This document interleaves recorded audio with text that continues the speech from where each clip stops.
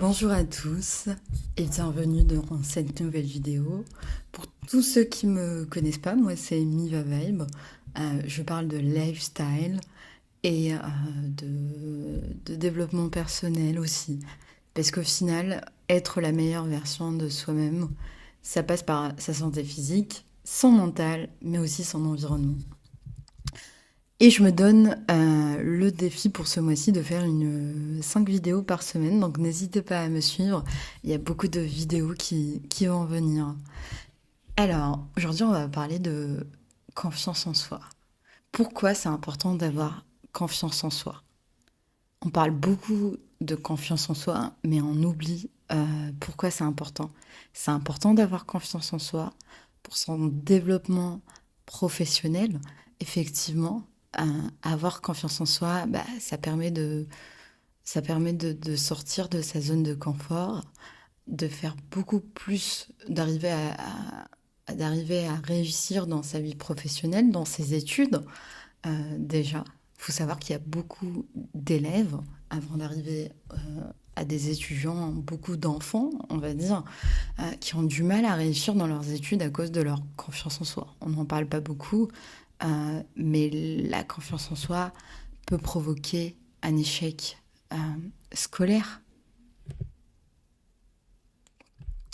La confiance en soi peut aussi, même à l'enfance, je parle de l'enfant, provoquer aussi un isolement social parce qu'on n'ose pas s'exprimer avec les autres en étant enfant. La confiance en soi peut provoquer aussi une détresse émotionnelle, un isolement. Vous voyez, même en étant enfant, même en étant avant même d'être adulte, il est important de cultiver sa confiance en soi. Et c'est vrai que quand on est enfant, si on n'a pas confiance en soi, si les parents et notre entourage nous aident à avoir confiance en nous, généralement à l'adulte, ça va mieux. Et parfois, c'est pas une règle exacte, dans le sens où il y a une phrase que j'aime souvent utiliser en disant que la confiance en soi est un ascenseur. Donc parfois, on prend l'ascenseur et on est au premier étage, et parfois on est au 15e étage, dans une superbe tour.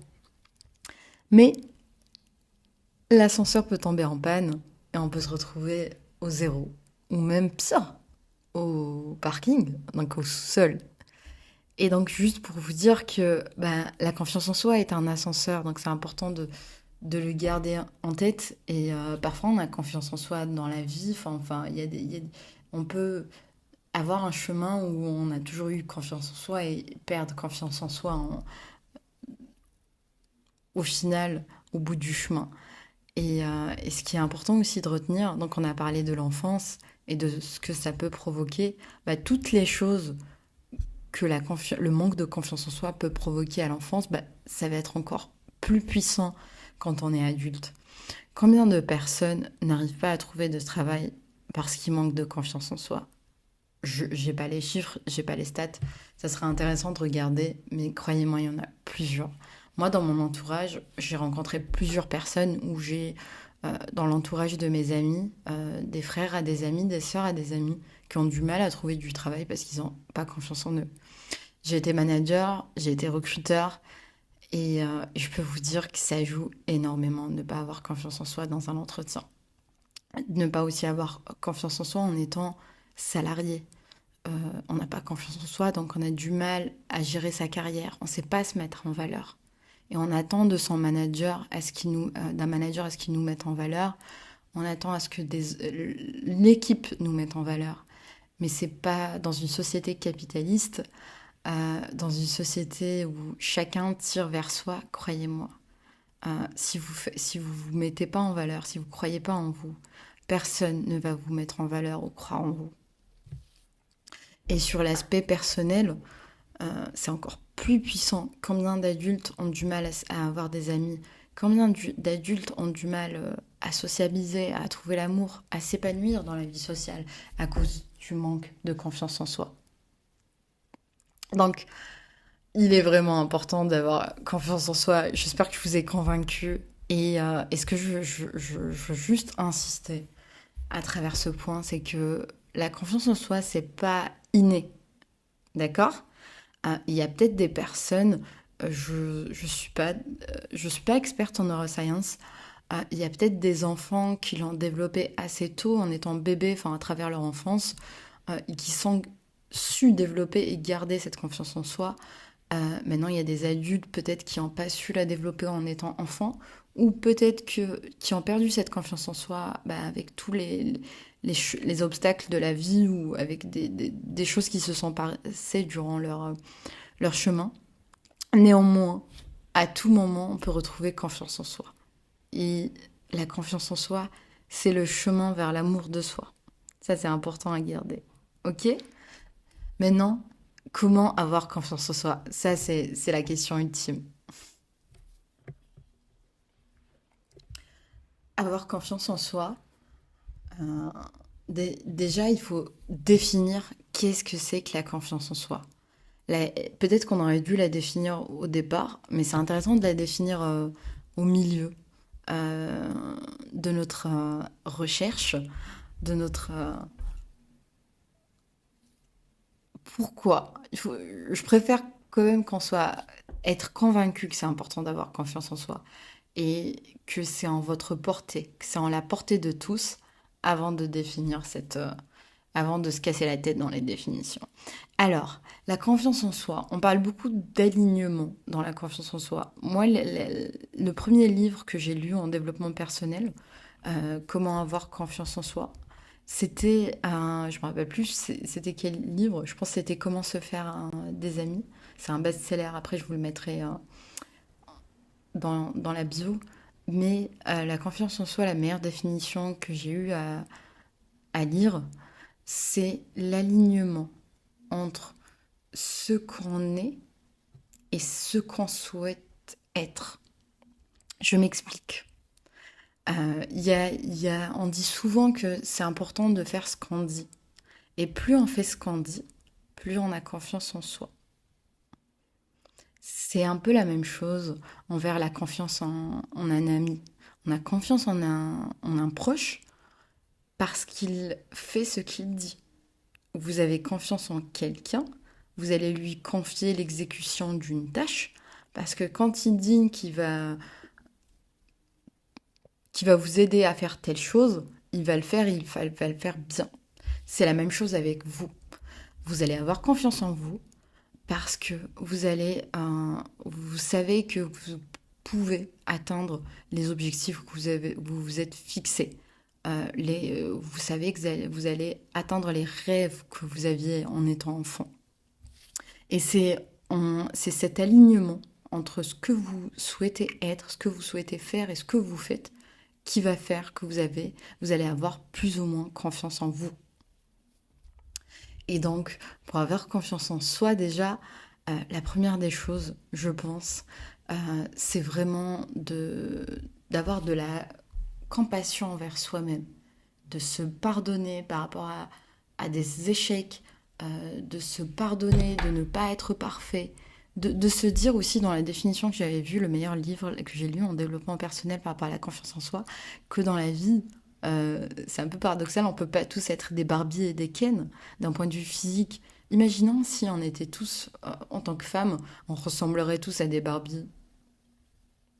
Ça n'aurait pas de sens. On se ressemblerait toutes et quel serait l'intérêt? Et si l'homme parfait ressemblerait à Ken, il y aurait que des blancs. Or, déjà, on n'est pas tous blancs. Je pense qu'on a une multitude de couleurs de peau, une multitude de couleurs de cheveux et une diversité physique. Il y a des grands, des petits, des personnes minces avec des personnes avec des formes. Et je pense que c'est ce qui fait la beauté de l'homme, la beauté de la femme, la beauté de l'humanité, c'est cette diversité. Il faut accepter cette diversité. Et en termes de personnalité aussi, il faut s'accepter en termes de personnalité. On a des introvertis, des extravertis, des personnes agressives, avec des personnes plus ou moins agressives, des personnes qui vont être dans la douceur, et des personnes qui vont parler fort, et des personnes qui vont parler avec une voix mélodieuse, avec avec tendresse. Et c'est ce qui est intéressant, je pense, dans l'humanité et dans le fait d'avoir des amis. Moi, j'aimerais pas avoir des amis qui se ressembleraient tous, qui seraient tous agressifs ou tous doux. Je sais pas. Pour moi, chaque personne a une singularité dans sa personnalité, dans ce physique. Et c'est ce qui est intéressant, c'est ce qu'elle nous apporte. Donc, gardez en tête ça. Et n'essayez pas de vous changer du jour au lendemain. Acceptez-vous déjà avant de vous changer, euh, avant de changer la personne que vous êtes. Essayez déjà de vous dire qu'est-ce qui est bien en moi, qu'est-ce que j'ai de positif en moi. Je vous donne un exemple. Je change souvent la décoration de mon appartement, surtout de mon séjour. Mais quand je vais changer la décoration de mon séjour, avant de tout jeter, avant de tout refaire, de tout acheter, je vais me dire, qu'est-ce qui est déjà intéressant dans ma décoration que je peux garder?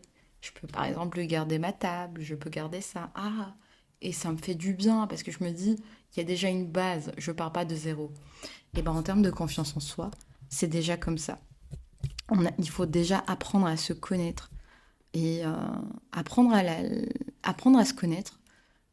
L'apprentissage de soi peut passer par soi et par l'autre. L'apprentissage de soi par soi, ben, si j'ai un conseil à vous donner, c'est passer du temps avec vous-même. Faites les activités que vous aimez. Essayez de vous connaître. Vous dire, ah, je suis... Finalement, je cuisine bien. Je sais pas, c'est un exemple que je vais utiliser. Euh, je, j'ai telle compétence. Vous allez vous rappeler en fait des choses qu'on vous dit, des souvenirs. Vous allez vous rappeler aussi des accomplissements que vous avez eus, des obstacles que vous avez surmontés. Et ça, c'est important à garder. La connaissance de soi par l'autre va passer par demander à votre entourage, à votre environnement, qu'est-ce qu'ils apprécient en vous, en quoi ils vous trouvent intéressant, en quoi ils vous apprécient, en quoi ils vous aiment, en quoi ils vous kiffent, quoi. Donc, une fois que vous aurez récolté toutes ces données, toutes ces informations, believe me, vous allez apprendre à vous kiffer.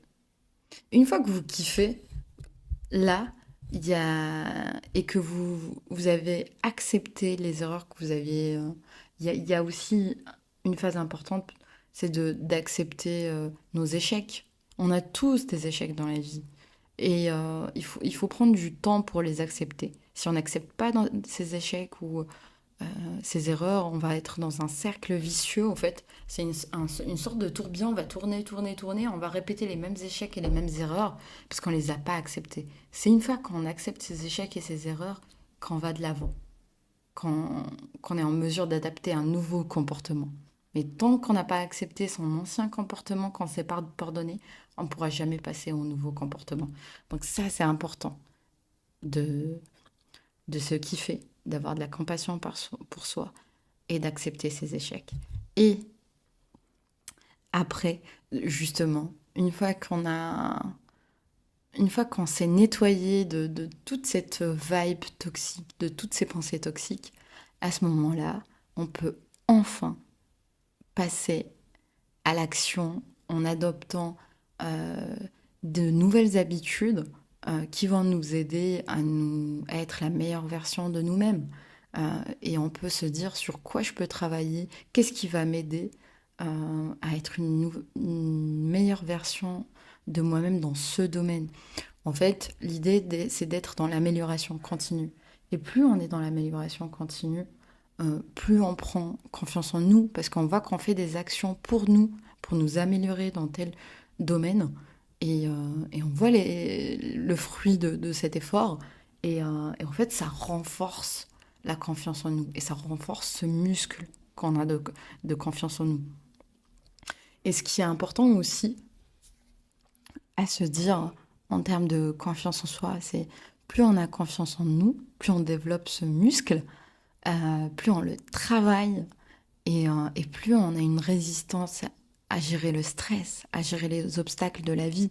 Parce qu'il faut savoir que le stress, euh, ce qui est important, on parle beaucoup de stress, c'est pas le stress qui fait mal au fait, C'est comment on gère ce stress, quelle importance on lui donne dans notre vie. Je pense que si on a assez confiance en nous, si on développe assez de confiance en nous, bah, ça sera beaucoup plus facile à gérer ce stress. Et de toute façon, on sera aligné avec nous-mêmes parce qu'on aura confiance en nous, vu qu'on a fait des choses pour soi-même. Et quand on fait des choses pour soi, quand on développe l'amour de soi-même. Et l'amour de soi, c'est le plus bel amour qui soit. Bon, je vais pas rentrer dans plus de détails et rentrer dans un blabla peut-être qui sera pas intéressant, mais j'espère que cette vidéo vous a aidé. N'hésitez pas si vous avez envie d'avoir plus, de développer encore plus cette confiance en soi, d'aller lire des livres qui sont intéressants. Le meilleur livre que je puisse vous conseiller, ça serait d'abord de commencer par Comment se faire des amis. Je vais le mettre dans ma bio, ça parle beaucoup de confiance en soi. Et sinon, n'hésitez pas à me suivre et activer la cloche si vous ne me suivez pas. Là, je me suis donné l'objectif de faire 5 vidéos par semaine. Et si vous me suivez pas, bah, ça va pas m'aider à motiver et à avoir confiance en moi. Anyway, guys, merci d'avoir regardé cette vidéo. Aimez-vous, kiffez-vous et à la prochaine. Bye bye.